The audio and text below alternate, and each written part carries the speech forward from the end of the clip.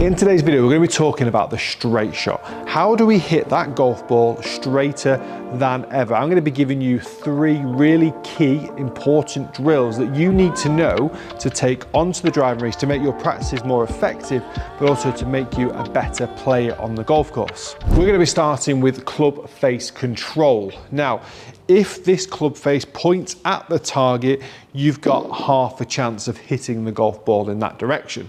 Too many times we see players with the face open, face closed, and we miss left and we miss right. Straight away, regardless of club path and aim, you already can't hit the golf ball to your intended target. What then tends to happen is your aim becomes affected and your path becomes affected. That's why in this video, we're starting with club face. You need to be under control of that club face as much as you possibly can. So one of the key issues that I see are players kind of rolling this lead arm. So they roll that club face and we come into a position there where the toe of the club points behind the body. Once that toe of the club points behind the body, it's effectively open. That's the most common one. And when the club face is open, what do you need to do to square it up? You've got to flip the wrist. You've got to manipulate that golf club on the way down. Now, we see it a lot with players. Anytime you have to manipulate the golf club, it leads to inconsistency. It's impossible for it not to. Every golf swing on the planet has manipulations. It has corrections throughout. The best players have the least amount, or they are just absolutely world class at correcting it more often than not. We, however, are not world class at golf. So we need to try and limit those corrections as much as possible. Position I want you to try and get the club into is approximately, with the leading edge, approximately parallel to the spine angle as the club gets to parallel to the ground, okay? If this club gets into that position relative to the golf ball, it's pointing straight down the target line. If the club face points more to the ground, the club will come in and the face will point left. As I said before, if the face opens, the ball will go to the right-hand side. So we've got to get this bit right. Now, the easiest drill for club face control is what we call the 9 o'clock to 3 o'clock swing. So we're going to swing the club so the left arm for the right-handed golfer gets parallel to the ground. And we're going to stop as the right arm gets parallel to the ground. So we're effectively going from 9 o'clock to 3 o'clock, or 3 to 9, depending which way you look at it. This way here, if we open the club face and close the face, this ball is going to tell us what's gone wrong. So in this instance, I pulled it quite a long way left, probably because there's a camera right in front of me, and I know that club face was shut. One of the really good things about this drill as well is you're not kind of swinging far enough to really add too much detriment to the path. Now, I'm sure a few of you watching this will be like, challenge accepted, but a 9 o'clock to 3 o'clock swing just gives you that feeling of where that golf club should be throughout the swing. That's a lot straighter.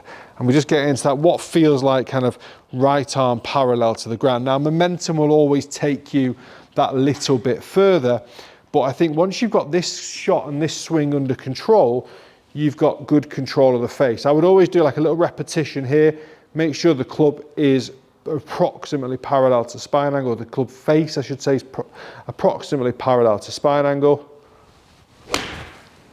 There we go. So now I know my face is square. The next thing that can complement that as best as possible is the club path. Now, a lot of you watching this video will kind of already know whether your club path is into out or out to in. You'll know if you already slice it or if you hook it. And again, I'm sure you've all done a lot of research on YouTube, on platforms like this to try and figure out what is going wrong with your path. So if you are a slicer of the golf ball, we need to try and get you into a position that you can manipulate to start with, the club path to help you get it more neutral. Now, there's not a single person on this planet that hits the golf ball straight. Even the tour pros have a bias, whether it's slight draw or slight fade. Now, to us watching as mere mortals, their draw is a yard and it looks as good as straight. No one swings it from a TrackMan perspective at 0.0 degrees to target line. There's always some sort of deviation, whether it's 0.5 or 1 degree. Now, most amateurs, whether they hook or slice the ball, might come in at 7, 8, 9, 10 degrees. I often say anything below 5 degrees is fine, it's workable. You get the club face square like we did in the last video, in the last tip, I should say, then you're going to have an understanding of what the shot shape is going to be, and you're going to be quite consistent. So if you are a slicer, we're not looking for a straight swing path to change it. We're going to be looking at trying to swing it a little bit more off towards that right-hand side for a right-handed golfer. So rather than going 3 o'clock to 9 o'clock, if I look straight down at it, I'm going to go 10 to 4. I don't want to exaggerate this too much.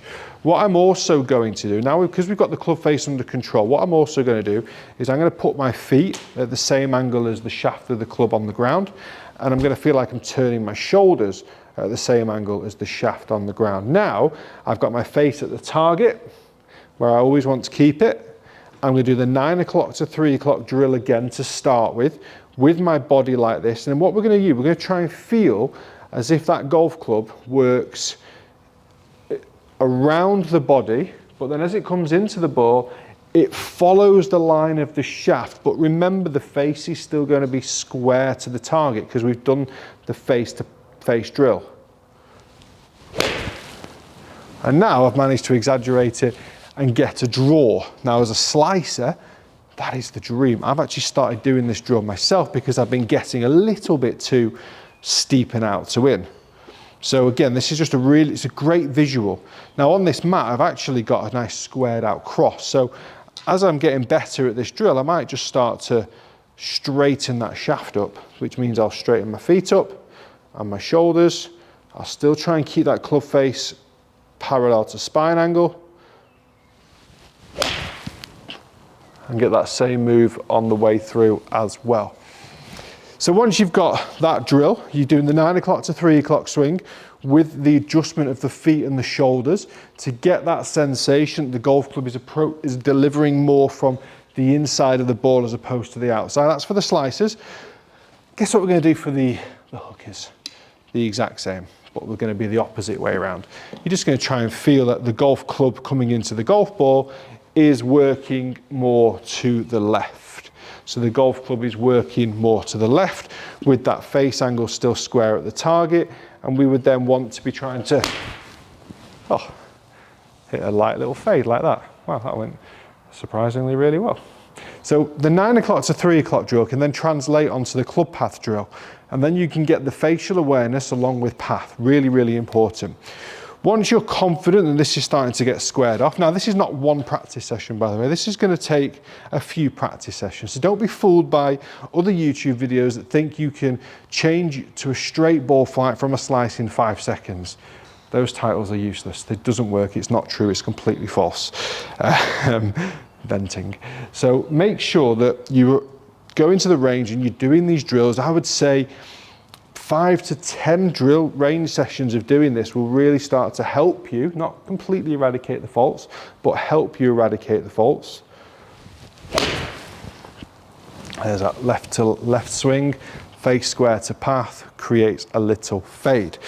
Now then, once you've done all of that, you've now got your straight ball flight. You've just got to aim. It's as simple as that. So I would get one golf club for your feet, one golf club for your club face aim. Everything sets up nice and square and as square as possible.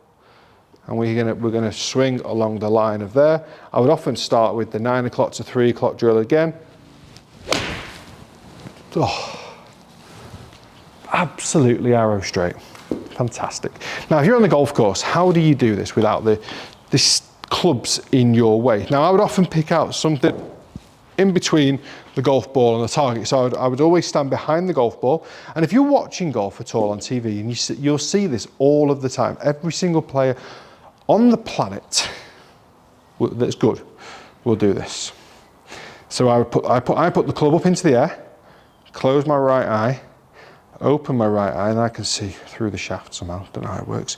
And then I'm going to pick something out about 1 foot to 2 foot in front of the ball.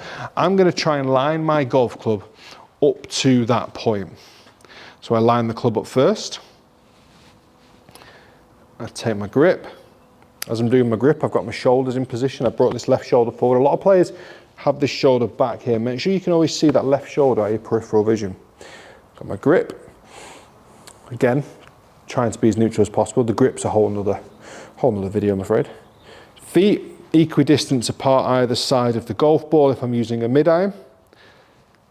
Pointing pretty much parallel to the point that I've placed in front of the golf ball to my club head, so we're looking at parallel lines.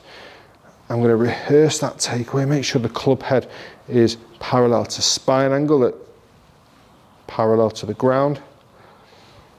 There, and then pull the trigger.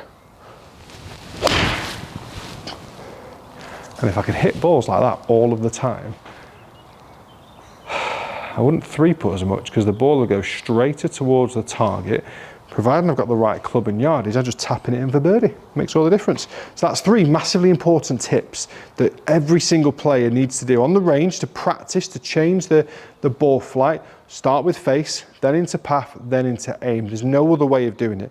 You would never change your aim without changing the shape of the shot first. If you're a slicer, that's the last thing I would tell you to do is aim at the target because you're going to miss it miles right.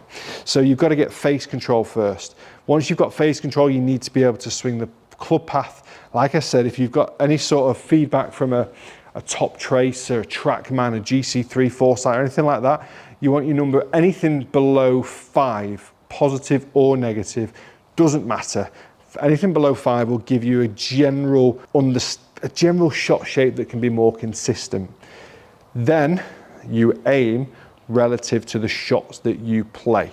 Again, if you're aiming at a flag, you're not going to hit a straight golf shot. You've got to understand what your shape is, what your tendency is, and allow for it to the smallest possible form that you possibly can to become consistent. Hope you've enjoyed the video. Hit the like, hit the subscribe. Massive thank you to the Titleist Fitting Centre here at Celtic Manor for having me down, making some content for you guys. Anything you want to see, please drop in the comment section below. Any content that you would like to see in terms of reviews, tips, you name it, we'll do it. Take care.